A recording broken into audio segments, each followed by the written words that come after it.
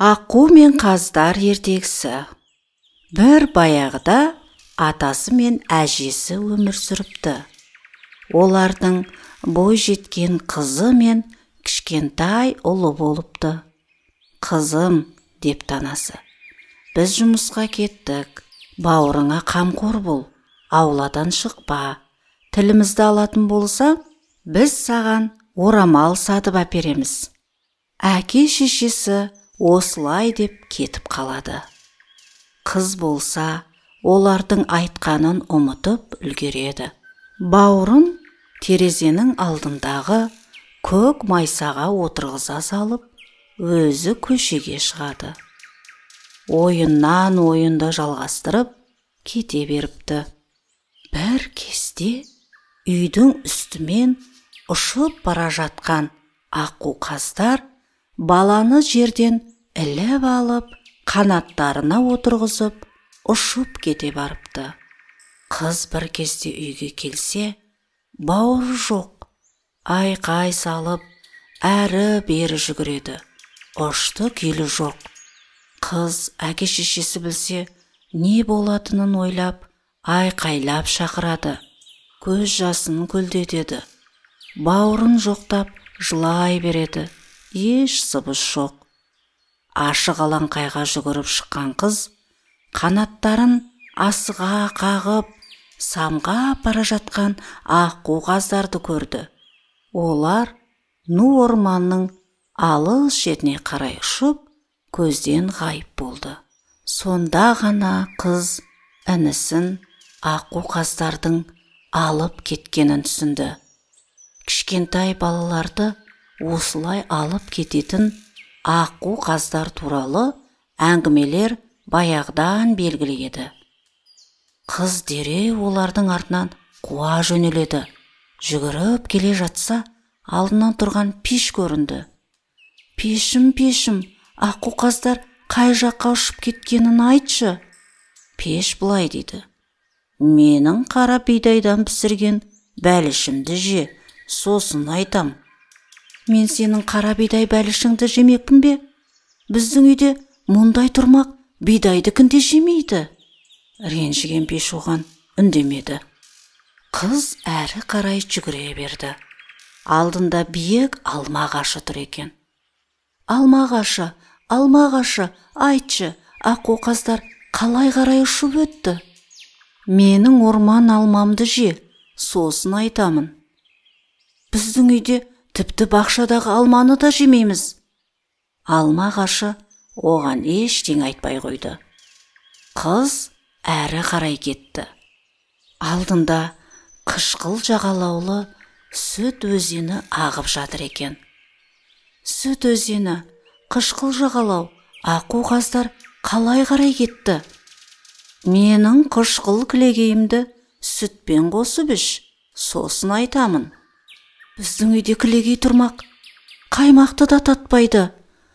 Ренжіген Сүт өзені де ештеңе айтпапты. Қыз қаншама жазық далаларды, ормандарды басып өтеді. Күн кешкіріп, амалы таусылған қыз үйге қайтуға бет алыпты. Кенет алдында тұрған үйшікті көреді. Тауықтың сирағында орналасқан жалғыз терезелі үйшік бір орнында айналып, қозғалып тұрады екен. Үйшікте кәрі мыстан кемпір жіп иіріп отыр. Терезеде інісі де отыр екен. Ол қолындағы күміс алмалармен алаңсыз ойнап отыр. Қыз үйшікке кіріп келеді. «Амансыз ба, әже?» «Амансың ба, бой жеткен? Қайдан келе жатырсың?» «Мен мүктен өттім, батпақты кештім, көйлегім су болды. Сосын осында азырақ жылынып алайын деп кіріп едім». «Ендеше отыр да мына жіпті иір». Мыстан кемпір оған ұршықты ұстатып, өзі сыртқа шығып кетіпті. Қыз жіпті иіріп отырса, кенет пештің астынан тышқан шыға келіп, оған айтыпты: «Бой жеткен, маған ботқа берші, саған бір жақсы нәрсе айтайын. Қыз оған ботқа береді. Сонда тышқан оған айтады: Мыстан кемпір монша жағуға кетті. Ол сені булап, жуындырып тазалайды. Сосын сені пешке салып пісіреді. Сенің сүйегіңді мүжіп жеп қояды. Қыз, өлген жерім осы екен деп жылап отырса, тышқан тағы айтыпты: Несіне отырсың? Ініңді алда зыт. Мен сен үшін жібіңді иіре тұрайын. Қыз інісін көтере салып тұра қашады. Мыстан кемпір болса, терезенің тұсына келіп сұрайды: Бой жеткен, иіріп отырсың ба? Тышқан оған жауап береді: Иіріп отырмын, әже. Мыстан кемпір моншаны қыздырып болып, қызды алып кетуге келіпті. Келсе, үйде ешкім жоқ. Мыстан кемпір айқай салыпты: Аққу қаздар, ұшыңдар жылдам, қуыңдар артынан. Әпкесі бауырын алып кетіпті. Әпкесі мен інісі сүт өзеніне келіп жетіпті. Артына қараса, аққу қаздар да келіп қапты. Мейірімді өзен ана, бізді жасыршы.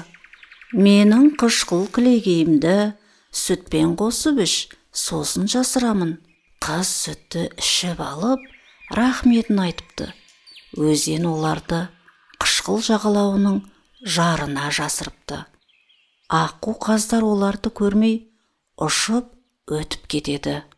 Бойжеткен мен інісі тағы да жүгіре жөнеледі. Аққу қаздар кері айналып, қарсы ұшып келе жатыр екен. Сәлден соң келіп жетпек. Не істеу керек? Қырсыққанда ұсталу қаупі төнді.